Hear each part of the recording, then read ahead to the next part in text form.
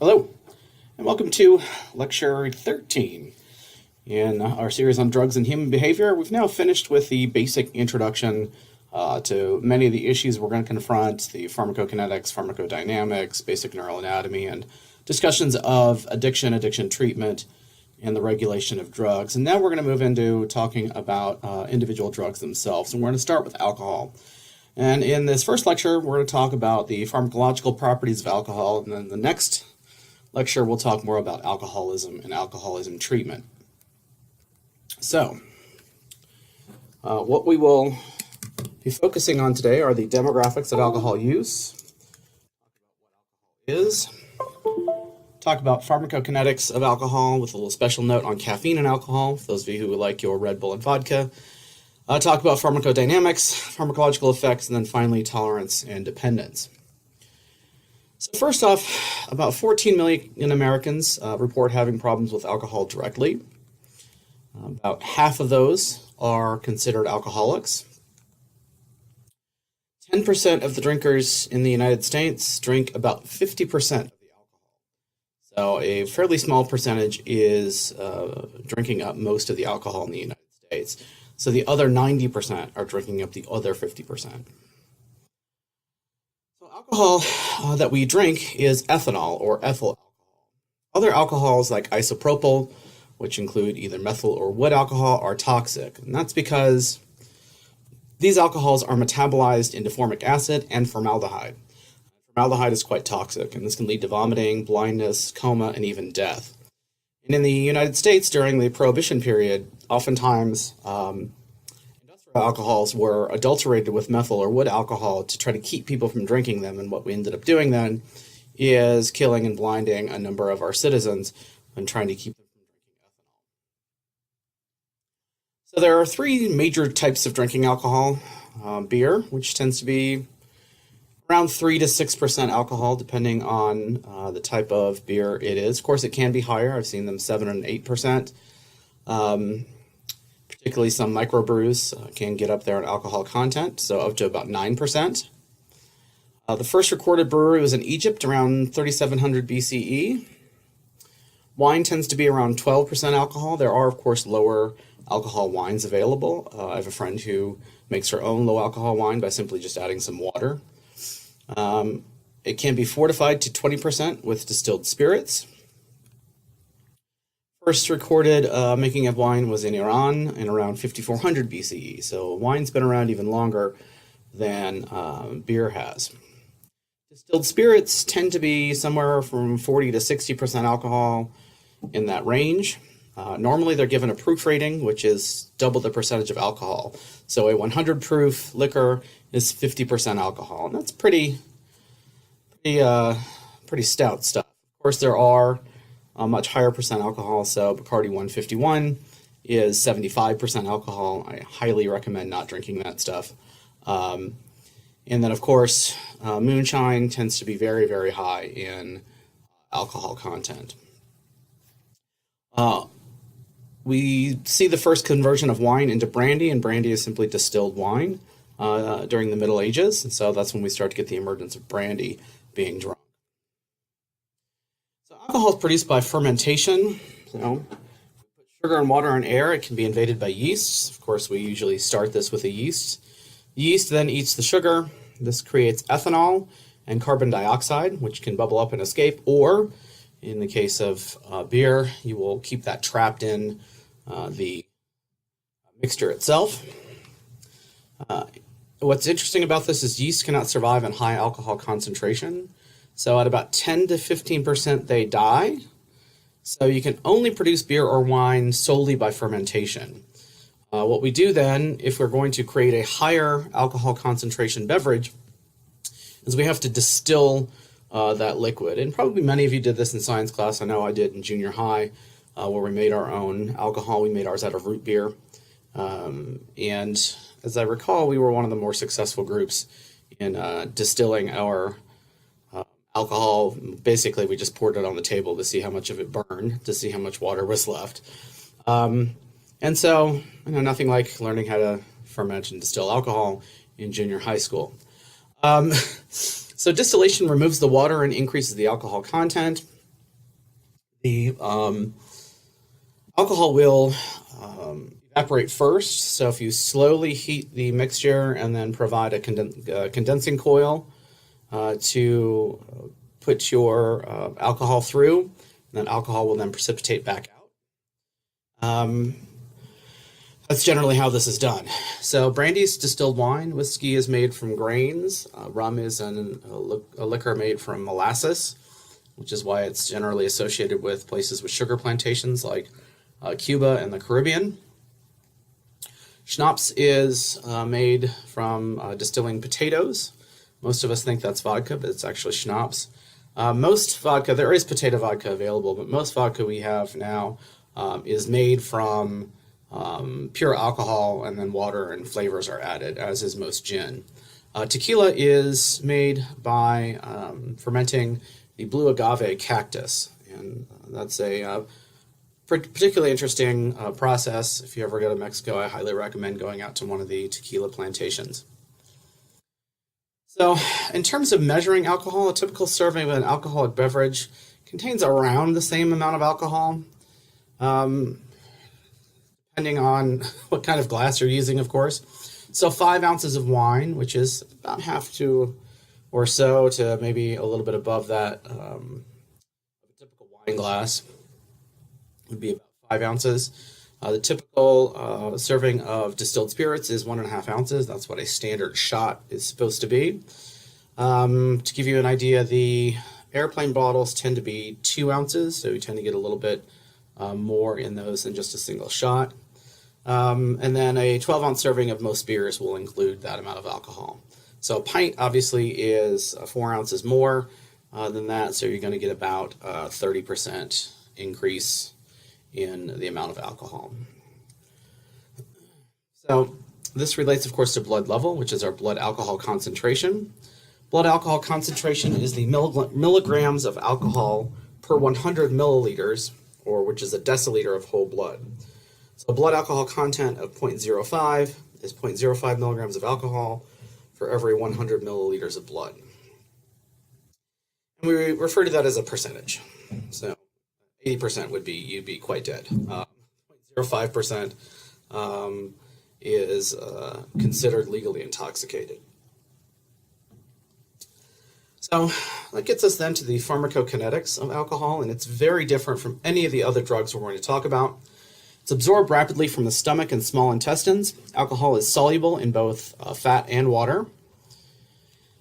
We get about 20% of a dose of alcohol from our stomach. This is affected most by the presence of food. This is one of the reasons why it's important to eat before you drink, because it will slow that absorption. And also the volume and concentration of the liquor you take in. So if you shotgun a beer, it's going to be a large volume. Your stomach's probably going to want to empty that out. Similarly, if you have a high concentration of alcohol in a dose, that may affect your stomach as well. So in the stomach, alcohol is considered an irritant and increases the flow of hydrochloric acid and pepsin.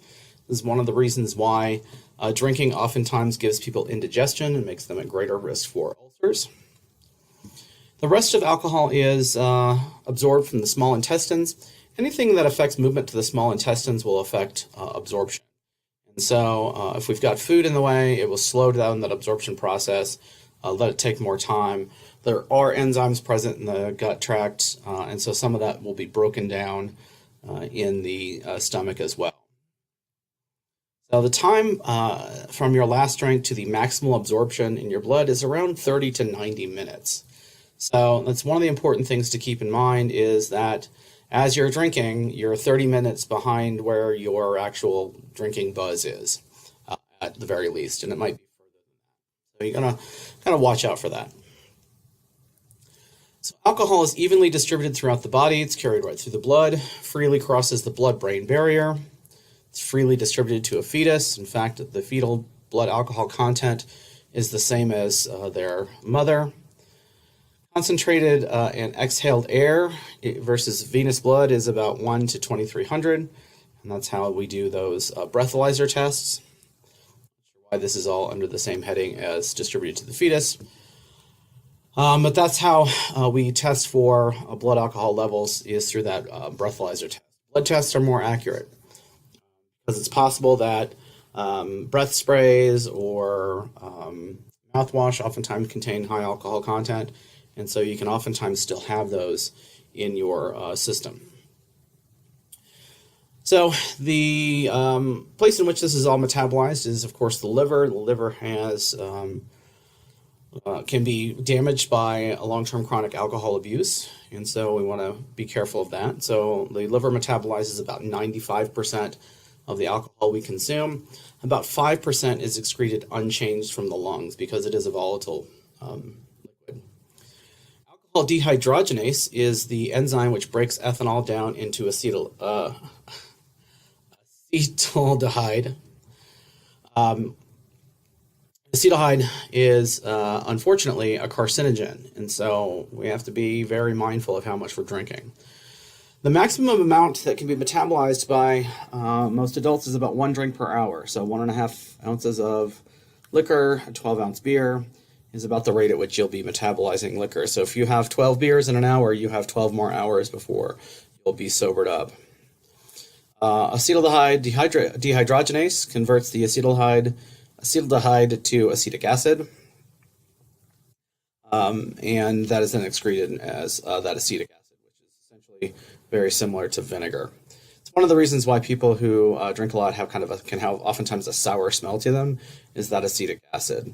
But keep in mind that metabolic property, that acetaldehyde, is carcinogenic, and so the more you drink, the greater at risk you are for cancer.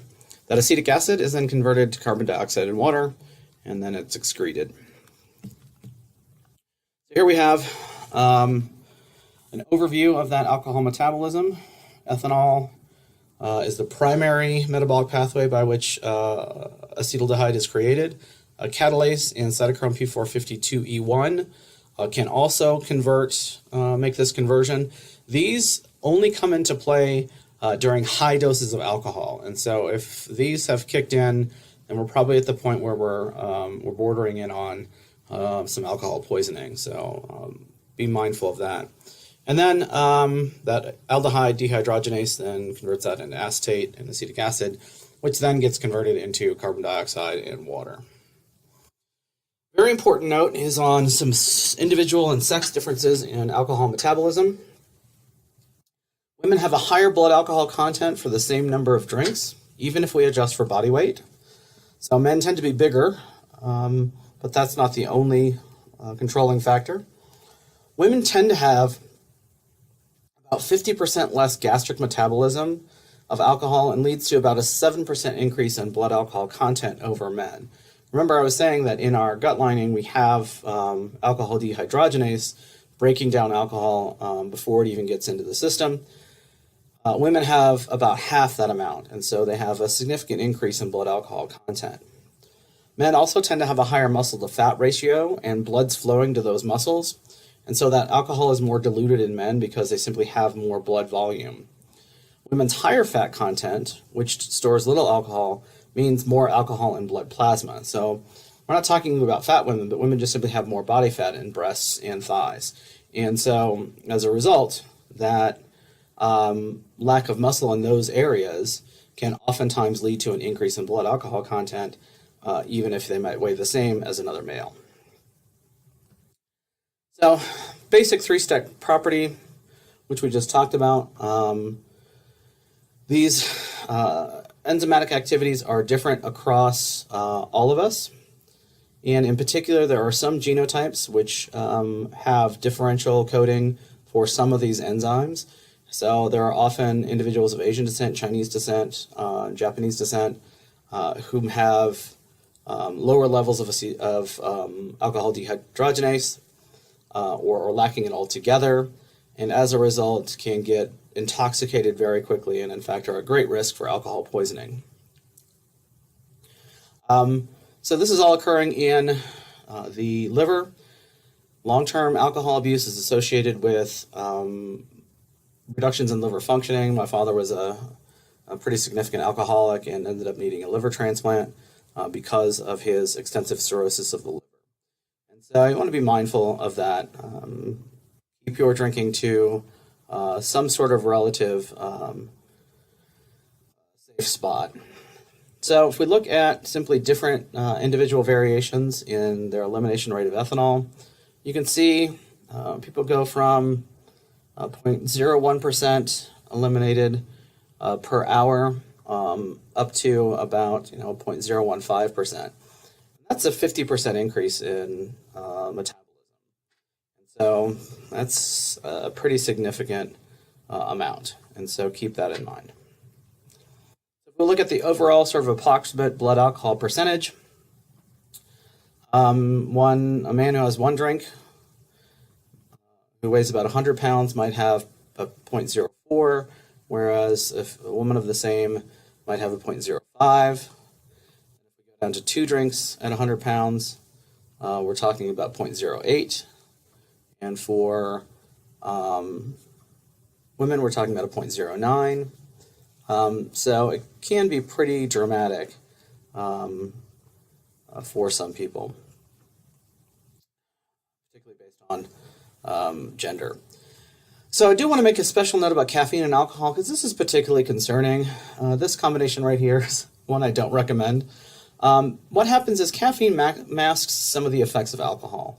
So when you're consuming significant amounts of caffeine with alcohol, it can really mask how intoxicated you really are. And because we don't notice how intoxicated we are, we drink a lot more. One of the problems is that alcohol metabolizes at a steady rate, 1 drink per hour. But caffeine has a metabolic half-life.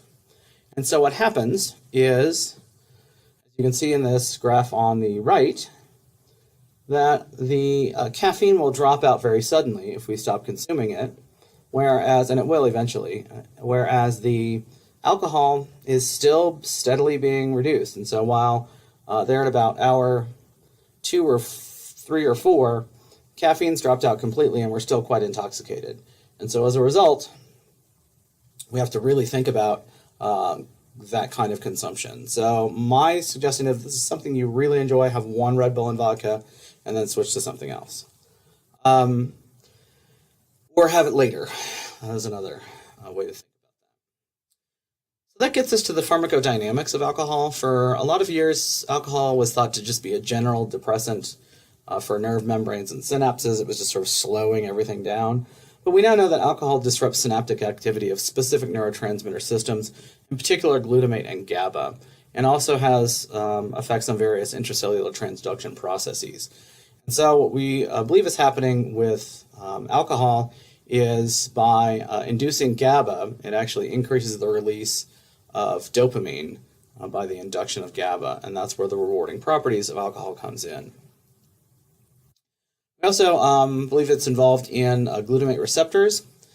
Ethanol inhibits the responsiveness of NMDA receptors to glutamate.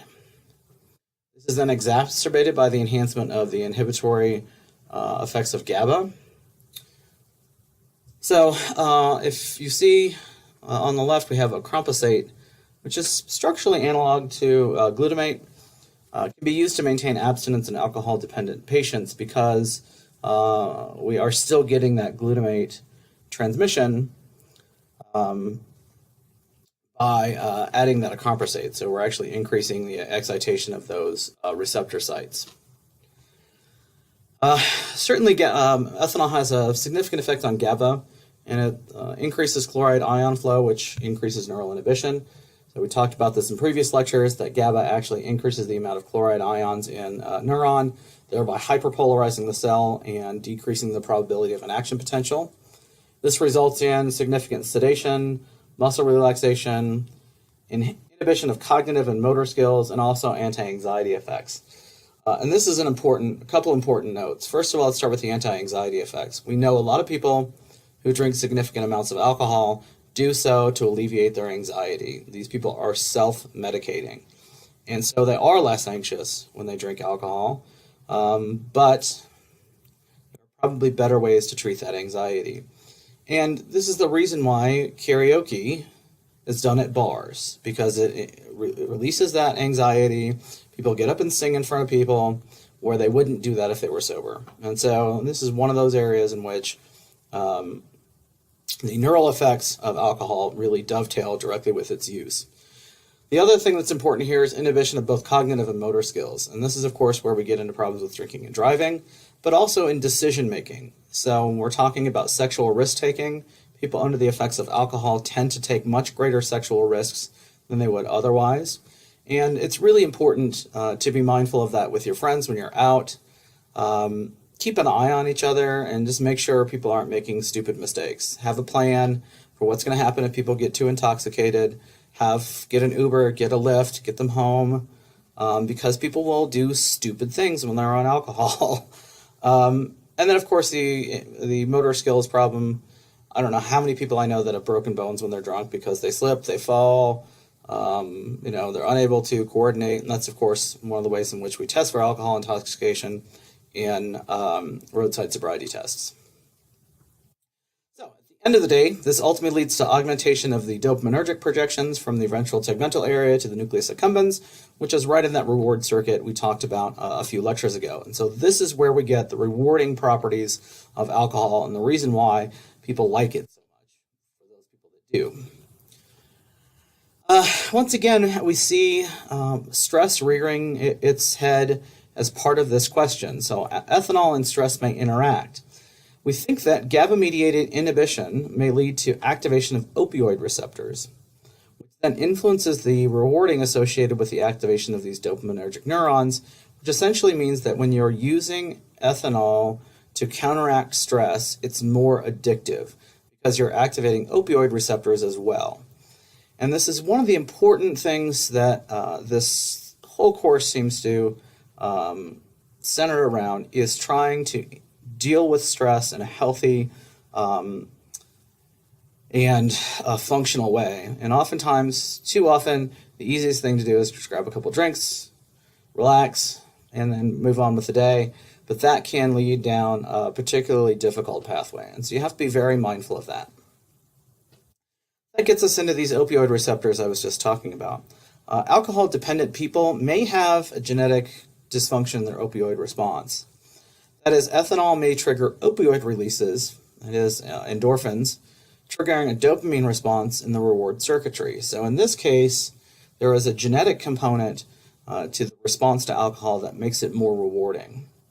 There has been some effort to look at naltrexone, which is an opioid antagonist, to reduce alcohol craving because it blocks those opioid receptors. There is still work to be done there. These sigma-1 receptors appear to modulate the effects of alcohol and other drugs of abuse on neurotransmission, gene regulation, and neuroplasticity. And take a look at that Robson and colleagues article if you're interested in. But again, we get at this question of gene regulation, neuroplasticity, and epigenetic alterations. And we'll see that neuroplasticity is a really important part of understanding a number of issues throughout this course. Serotonin receptors may also be involved. Chronic alcohol use can augment serotonergic activity. So this is, again, people self-medicating their depression. So that dysfunction may play a role in some types of alcoholism, in particular the 5-HT2 and 5-HT3 receptors, which are located on the same dopaminergic neurons in the nucleus accumbens. And so again, we're seeing this reward pathway being particularly important. Serotonin reuptake inhibitor antidepressants, such as Zoloft, seem to be more effective in reducing drinking in lower-risk alcohol males. So this is one of those areas in which an antidepressant might be useful in a lower-risk alcohol male, but that seems to be where the evidence is best for that. Cannabinoid receptors. Chronic alcohol use stimulates formation of an endogenous cannabinoid transmitter, anandamide. This leads to downregulation of cannabinoid receptors and disinhibition of the nucleus accumbens. So when we cease drinking, we get hyperactive endocannabinoid reactions, which then results in alcohol craving. And so,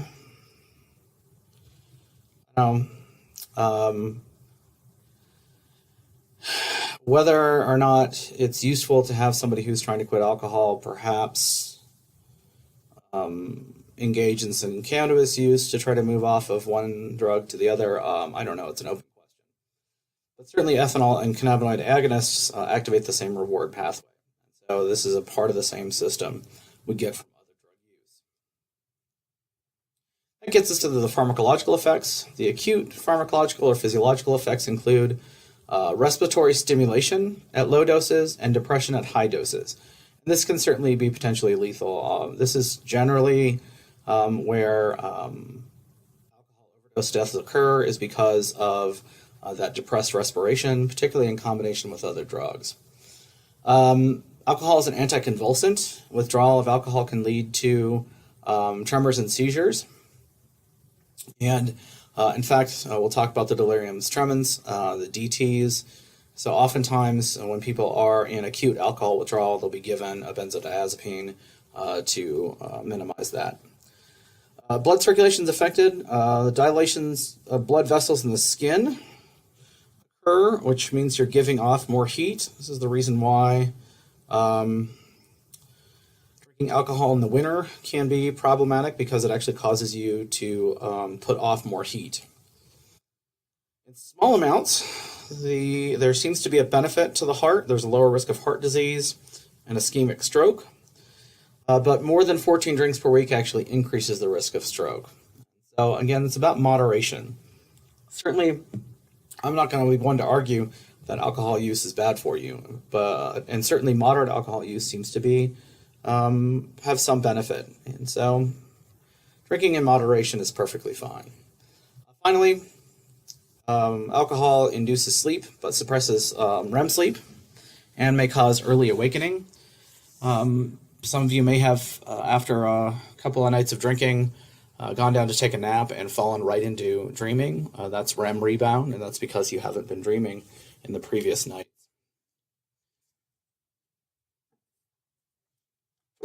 In terms of the psychological effects, obviously intoxication.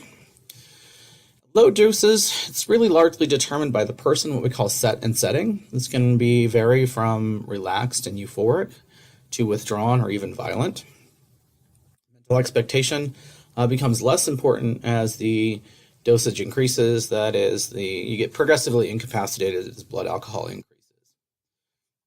Once you get up to around blood alcohol content of 0.25, that's where we're definitely in the blackout range. And so if you can see here on the right, our blood alcohol content up to about 0.04, not much change. When we get into that 0.08, this is where DUIs, on a lot of states it's 0.05 is DWI, driving while ability impaired. Then we get into gross intoxication, and a 25 increase in the probability of an accident. Then we're into stupor, then blackout, and then we're passed out. And then you can see there's a little overlap between sleeping and dying. So that's where you want to watch out for your friends. We know that disinhibition from alcohol plays a role in crime. Alcohol is implicated in over 50% of homicides and assaults. Over 40% of violent offenders in prison were drinking at the time of their offense. We also get alcohol myopia. And these are cognitive and attentional deficits, which causes a focus on the present without thinking about consequences, without thinking about what might happen later. It also reduces our fear and anxiety and also impairs problem solving. And this is oftentimes why we see people getting into fights, because that's their only solution they focus on. And so we want to watch out for that. There is also increases of concerns with power and dominance. People tend to get pumped up. Particularly, this is linked to male violence and domestic conflict and domestic violence. People have this insistence on having power and being dominant, and that can be magnified under the effects of alcohol. Then we get to tolerance and dependence. Tolerance. People who regularly ingest alcohol develop three types of tolerance. Metabolic tolerance. The liver increases the amount of metabolizing enzymes. This accounts for, at most, about 25% of tolerance. Tissue, or what we call functional tolerance. Neurons in the brain adapt to the presence of drug. Blood alcohol content can be double that of non-tolerant drinkers at the same level of behavioral intoxication. So this is one of those issues. If you have friends that are heavy drinkers, don't try to keep up. This is behavioral only. We don't become tolerant to memory or cognitive effects. And finally, associative tolerance. And these are sort of environmental related tolerance. Depending on what we're doing, if we're out dancing, if we're out having a good time, versus at home, just sitting on the couch, the amount of alcohol we can drink will depend on that environment. Dependence then can start to occur over time. We certainly can develop withdrawal in several hours. A common cause of adult onset seizures occur in about 10% of adults during alcohol withdrawal. Detox often involves blocking seizures with benzodiazepines or other anticonvulsants, as I said earlier. There is this idea of what we call a kindling model, and that is repeat alcohol withdrawal leads to the increase in severity and a greater likelihood of seizures. That is, people who are going through intoxication withdrawal, intoxication withdrawal, essentially are building a bigger fire and increasing the likelihood of seizures. And then finally, as I mentioned earlier, the delirium tremens, or DTs. This is a withdrawal syndrome that involves tremors, shaking, hallucinations, psychomotor agitation, confusion, sleep disorders, and this is in people with particularly heavy alcohol use. You can go online and watch the show Intervention, and you can see a lot of people who have some serious DTs issues in their alcohol episodes. So there's one case of a woman who hadn't been upstairs in her house in years because she thought there were people up there. That gets us to side effects and toxicity. Certainly there is a reversible drug-induced dementia, as we call that. Liver damage, if you lay off, it can start to repair itself, but if the damage is too far along, it's too far along and won't repair itself. So ethanol produces oxidants that, when metabolized by the liver cells, causes a stress on those liver cells. About 75% of all alcohol-attributed deaths are due to cirrhosis of the liver. This is the 7th most common cause of death in America, so this is a pretty significant problem. We also see digestive system damage. Pancreatitis is a very common and very painful side effect of heavy alcohol use, and then chronic gastritis, just acid reflux, that sort of thing. And then finally, we can get some destruction of nerve cells, in particular, what's called alcohol-induced dementia. So Korsakoff syndrome or Korsakoff's amnesia is usually thought to be caused by damage to the mammillary bodies in the brain, and it's actually due to the fact that our body is no longer able to process thiamine efficiently. So it's actually a deficiency of thiamine from those neurons because of the destruction of the liver. So this is secondary to liver loss. All right, well, that's a quick introduction to the pharmacokinetics and effects of alcohol. We'll pick up with alcoholism and its treatment in the next lecture.